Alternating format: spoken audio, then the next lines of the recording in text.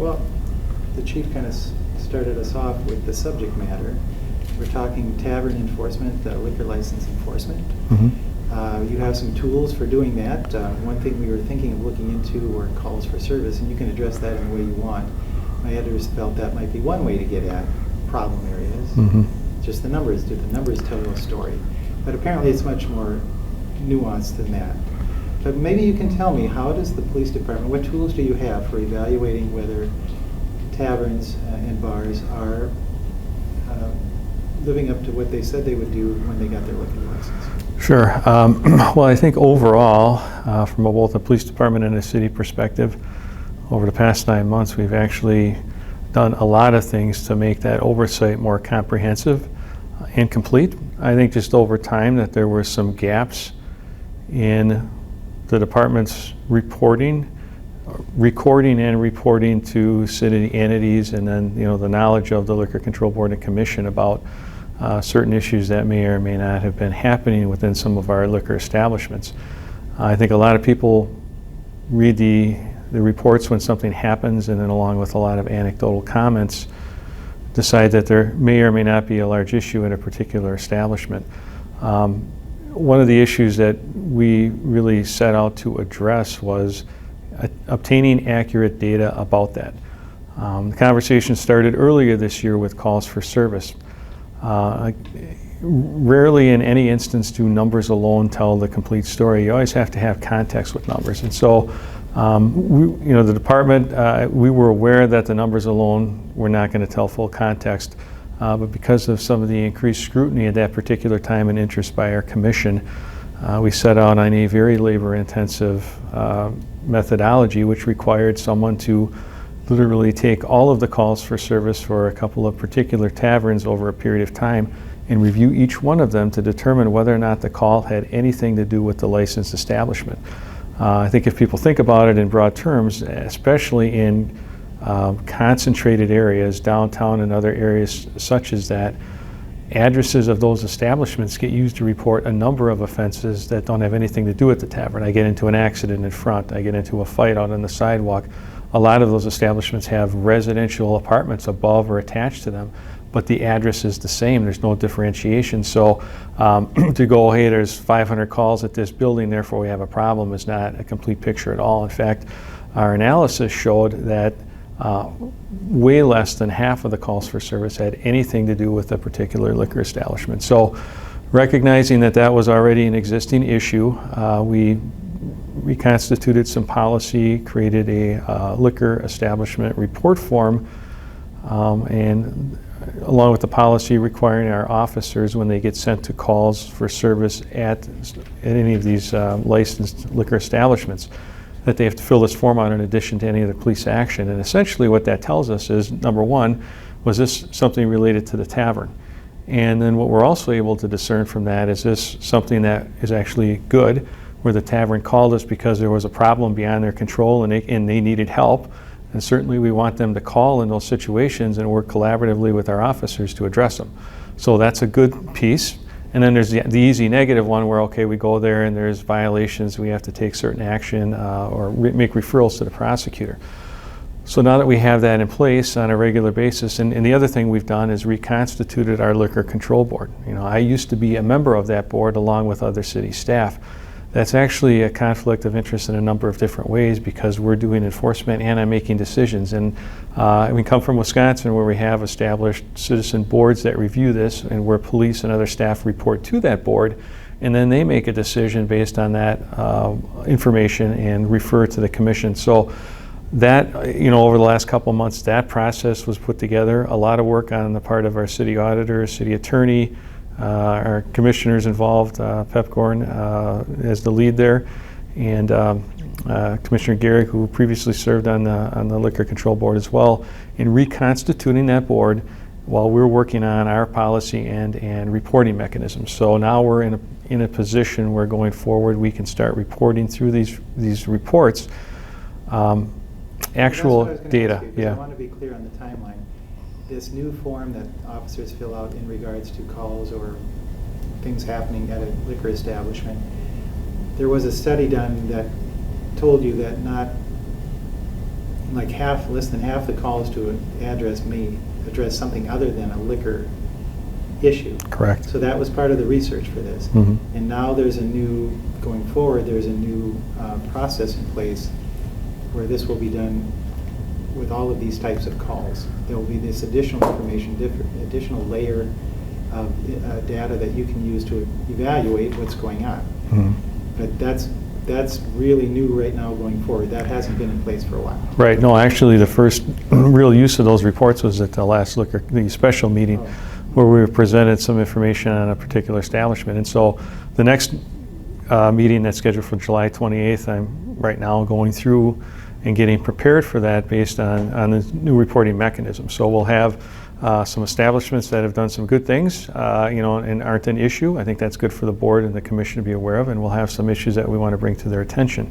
And then that's, kind of invites further discussion, and it's informative for the Liquor Control Board, I think, especially when as issues arise or as things either get better or they escalate, they have some baseline, some sense of what's been going on. So kind of a starting from scratch situation in some regards. Yeah, I think it is really. Because what you said earlier about an establishment maybe not serving its own interests by calling the police if it sees a problem. But because it does, it's getting dinged, whereas if it didn't call in order to maybe keep trouble or the eyes of the city away from them, that's going to let a problem fester. So a call for service isn't necessarily an indicator of something really wrong. It might be an indicator of something right.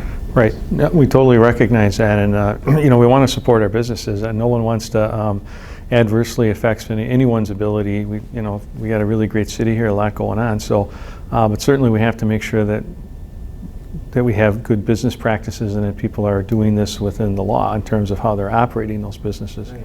But talk me through how one of these calls for service, for lack of a better way to describe it, would go. Officers hear about something near the old Broadway or near Fort Knox. They go there, do they say, oh, well, this looked like it was a Fort Knox thing, but it really is a general street thing, or it's something next door? Yeah. So if we're sent to the establishment address, they would file a form. And we've got several of them set for the next LCB meeting, in which we were sent to an address, and it didn't have anything to do with the tavern. For a perfect example, a couple weeks ago, maybe about a week ago, we got sent to one of our downtown taverns for some type of disturbance or fight.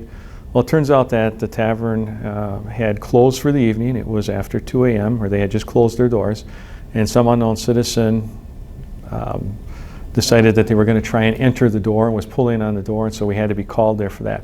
Well, that has nothing to do with the liquor establishment. That person didn't work there. It was just an individual who was having other issues and ended up getting arrested for her behavior. In that instance now, you'll have more information. You can tell the liquor board what happened. In the past, it just would have been another number. It would have been a call for service, yeah. Okay, gotcha. And speaking of recent events, the Africa bar, is there anything more going on there? Because what we've heard through the grapevine is there may be other agencies looking into what may be going on there. Are you aware of any other agencies interested in that? Well, we have an active criminal investigation from the homicide that involves any and all entities from a criminal perspective. There was information passed along to the Liquor Control Board as well that may involve investigation with other state and federal entities in terms of business practice. That's being followed up on, I believe, by our city auditor. Short answer, yes. Don't know the results of that. Yes, don't know the results of that right now. Okay. You mentioned the Reconstituted Liquor Board, and I can research that, but maybe you can just summarize for me what it was before and what it looks like now. You aren't on it anymore. Sure. Before we had two city commissioners, myself. We had Grant Larson from Public Health. We had our city auditor on the board. I feel like I'm missing somebody, but I can't recall. So, yeah, but essentially it's all elected and city appointed personnel. In the new matrix, which I think is much improved, and it was a good collaborative effort on everyone's part, you've got a commissioner chairing a group of citizens on this board. with also city attorney input and advice when they get to decision-making processes, so they're better informed. And then staff that used to be on the board are now people that provide information to that committee from our individual areas of responsibility. And going into this interview, one of my editors let me know that one thing he had heard, and maybe it was the city attorney that had mentioned it, that this suspension that was handed out to the bar recently may be the first liquor license suspension in several decades. Is that anecdotally, I've heard that. Yeah, I think that's a city auditor question, Okay. but I think it's been quite a long time since a suspension was enacted. And I guess I just look at the process that was in place previously to what's in place now, and I think the information either wasn't known or wasn't passed along, and who knows, it depends on how that board saw things at the time. And but yeah, I guess it's been a while since that's happened. Okay, but in any event, whatever, it has been a while since that has happened. And so a suspension would be one thing, but having it revoked is probably unheard of. Yeah, that I don't know. Yeah, you haven't been here that long, but maybe that's another question for the city auditor. And so everything seems to be pointing in the direction of improving, would you say? I mean, this sounds like a vast improvement over the way it had been operating. Yeah, I think so. And we've also, also along the way, we have met with some of these business owners early this year, some of the businesses that had kind of come to light in terms of potential issues or problems, and had sit-down meetings with them to provide guidance on how they could better ensure safety in their establishment, what they could do to minimize underage patrons in their establishments, improvement of security cameras, personnel, all of that. So, as we've identified some of these potential trouble spots, we've tried to meet with them as well to give them every opportunity to improve their operations and minimize the negative outcomes of some type of criminal justice action or liquor control board action.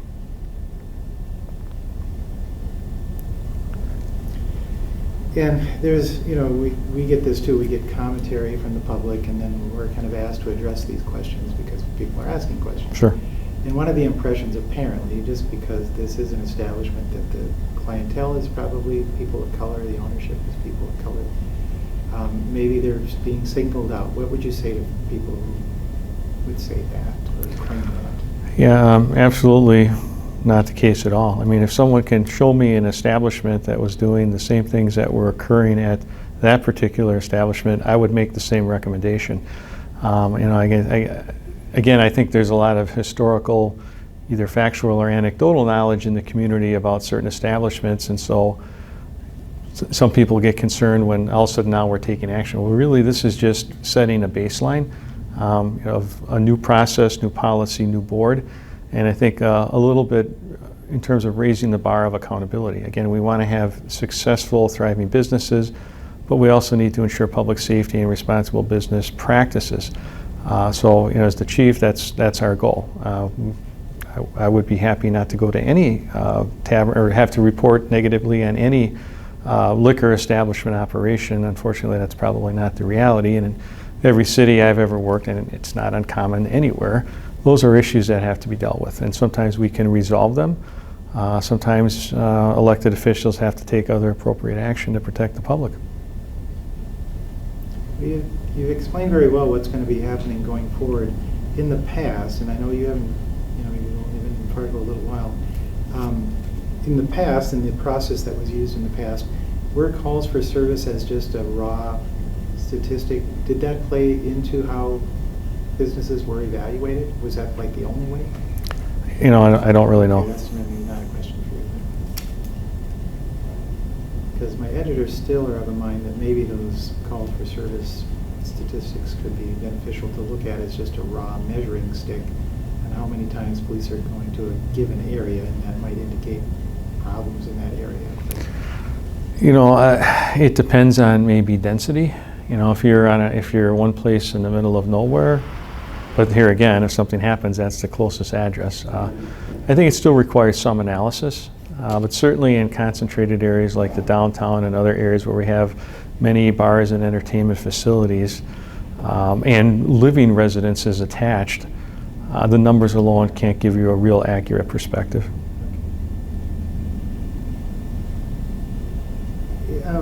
So the world seems to be coming out of COVID, and that means people going out and having fun. Mm-hmm. In the last month or so, has what's been happening in downtown Fargo changed dramatically for you and how police do their job there?